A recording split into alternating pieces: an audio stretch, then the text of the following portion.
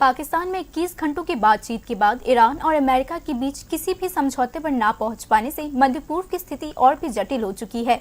Iran के परमाणु कार्यक्रम और स्ट्रेट ऑफ हॉर्मुज को लेकर चल रहे टकराव के बीच कूटनीतिक कोशिशें नाकाम हो चुकी है।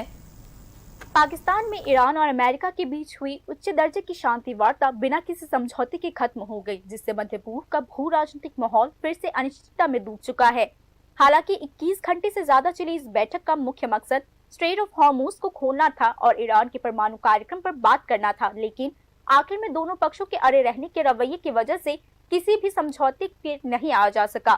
बातचीत के दौरान अमेरिका ने ईरान पर परमाणु हथियार बनाने की कोशिश छोड़ने के लिए एक साफ और पक्का वादा करने की मांग की। इसके अलावा वाशिंगटन ने क्षेत्रीय सुरक्षा और दुनिया भर में ऊर्जा की सप्लाई के हित में स्ट्रेट ऑफ हॉर्मुज में आवाजाही की आजादी पक्का करने की जरूरत पर जोर दिया, लेकिन तेहरान ने इन शर्तों को यह कहते हुए ठुकरा दिया कि ये बेहद ज्यादा सख्त और एक तरफा है। बातचीत खत्म होने पर एक प्रेस कॉन्फ्रेंस में US vice president JD Vance ने कहा, हम बिना किसी समझौते को लौट रहे हैं। हमारी शर्तें साफ थी, लेकिन ईरान ने उन्हें नहीं माना।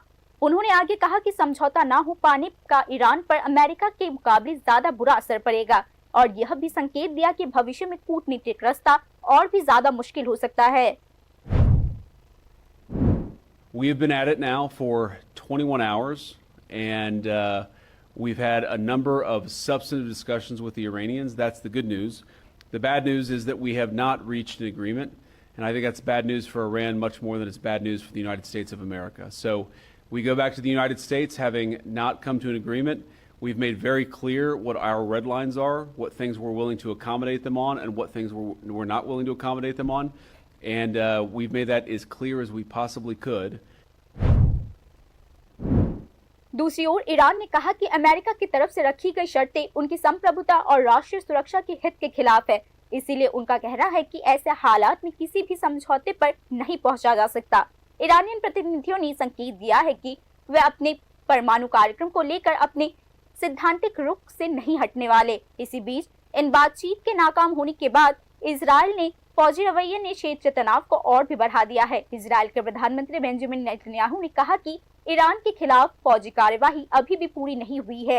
नेतन्याहू ने आगे दावा किया कि यह हमला इसीलिए किया गया क्योंकि ईरान परमाणु हथियार बनाने के बेहद करीब पहुंच गया था और इसके नतीजे के तौर पर ईरान के परमाणु ढांचे को काफी नुकसान पहुंचाया गया है। विश्लेषकों के अनुसार एक तरफ ठप पड़ी कूटनीतिक बातचीत और दूसरी तरफ इजराइल सैन्य गतिविधि का साथ साथ चलना मध्य पूर्व में फिर से अस्थिरता पैदा कर सकती है।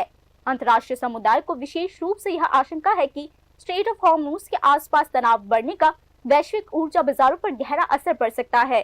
कुल मिलाकर मौजूदा हालात को देखते हुए ईरान यूएस संबंधों में आई गिरावट और इजराइल ईरान संघर्ष के संभावित विस्तार ने अंतर्राष्ट्रीय समुदाय में चिंता को और भी ज्यादा बढ़ा दिया है।